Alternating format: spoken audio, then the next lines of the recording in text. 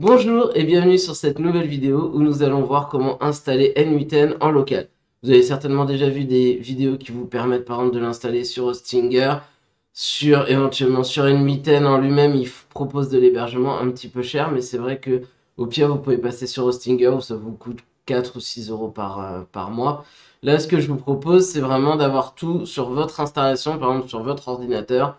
Et donc on va voir comment installer ça. J'espère que vous avez suivi la vidéo sur Docker, puisqu'on va se servir de Docker pour l'installer en local. Donc on passe tout de suite en vue tuto. Le dossier YouTube. Je vais créer du coup un petit dossier N8N. Voilà. Et je vais faire un clic droit, plus d'options et ouvrir avec code. L'idée, c'est que, voilà, on voit l'ancien projet, donc on va se mettre ici. Donc là, je vais créer un nouveau fichier docker compose.yml. On l'a déjà vu dans la vidéo YouTube, donc c'est ce qui va permettre de démarrer différents conteneurs. Avec N8N, on va avoir besoin de trois conteneurs. Le premier, ça va être N8N, le logiciel en lui-même. Et on va avoir besoin évidemment d'une base de données. Nous, on va utiliser PostgreSQL dessus. Et ensuite, on va mettre Adminer qui nous permettra de voir ce qui se passe dans la base de données. Pourquoi est-ce qu'on utilise Adminer? Parce qu'Adminer, c'est en fait enfin c'est écrit en PHP comme PHP-MyAdmin. La différence c'est qu'il est moins connu, il y a moins de failles et surtout il tient en un seul fichier. Du coup, par exemple sur certains hébergeurs, vous pouvez ne pas avoir le droit d'installer PHP-MyAdmin parce que c'est connu qu'il y a beaucoup de failles de sécurité dedans. Et donc parfois, vous avez besoin quand même de voir la base de données, d'agir directement, de faire des requêtes. Eh bien, par exemple, vous pouvez utiliser un outil comme Adminer qui est juste un fichier PHP que vous pouvez mettre dans votre projet PHP. Donc voilà. Donc on va commencer par installer effectivement les différents services. Donc on va voir N8N. Le deuxième service, je vais l'appeler DB qui sera donc la base de données et Adminer. Voilà. Donc là, c'est la façon dont on crée les choses. Donc on va commencer par N8N. Donc on va lui utiliser l'image. Et donc l'image c'est docker.n8n.io slash n8n.io slash n8n. Bon, c'est pas une image facile, mais bon. Ensuite, on va avoir besoin d'un volume. Donc je réexplique les volumes. Donc c'est ce qui permet de faire le lien entre des fichiers qui seraient dans le container et des fichiers sur votre ordinateur pour que vous puissiez y avoir accès. Donc là, il y a plusieurs solutions. Soit on crée un répertoire sur notre ordinateur, soit on peut utiliser un répertoire virtuel. Et là, c'est ce qu'on va utiliser. On va créer un volume N8N Storage qui sera un volume géré par Docker. Alors c'est bien et pas bien. Là pour la démo, maintenant si par exemple vous voulez faire lancer des scripts d'update ou ce genre de choses, vous aurez peut-être envie que ce soit plutôt sur un dossier physique sur votre machine. Là après c'est vous qui voyez. Donc moi je vais dire home home node /n8n. Donc voilà, ça c'est le nom du fichier. Moi j'ai cherché dans la documentation, c'est comme ça que je le sais. Donc 5, 6, 7, 8, 2.5, 6, 7, 8, c'est pareil. C'est les ports par défaut. Vous n'avez pas grand chose à ajouter. Donc voilà. Et ensuite, on va préparer un petit réseau privé entre les différentes machines. Donc moi, je vais appeler ça comme ça. Ensuite, ici, vu qu'on a déclaré un réseau, il va falloir du coup mettre dans la config. Donc je vais faire networks n8n et on met 2 points. Donc voilà, comme ça, tous les services pourront se connecter à cette network. Donc on reviendra sur la configuration pour finir le n8n. Hop. Donc ici, on va prendre une image qu'on va dire Postgre. Donc voilà. shm underscore size. On va faire 128 MB, volume, et donc là, DB storage, var lib,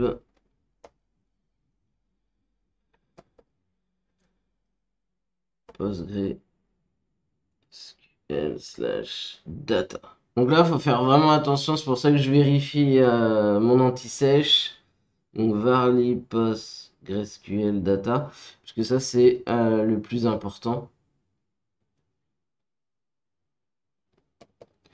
Si vous vous trompez, bah forcément ça va pas sauvegarder les bons fichiers. Donc 5, 4, 3, 2, 5, 4, 3, 2. C'est pas trop compliqué. Et maintenant, environnement. Et c'est là où on va commencer à préciser du coup les choses. Donc au niveau de l'environnement,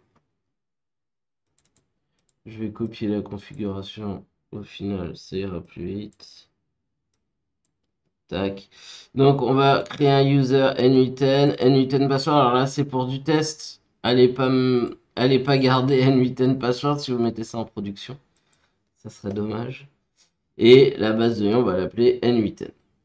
Ok, donc on va finir ici le adminer en mettant l'image adminer et le port, donc on va dire 80-80 et ça tourne sur le 80-80. Donc maintenant qu'on a fait ça, on a déclaré les networks. D'ailleurs, je me rends compte qu'ici, networks n8n, on va pouvoir copier-coller ça au niveau ici.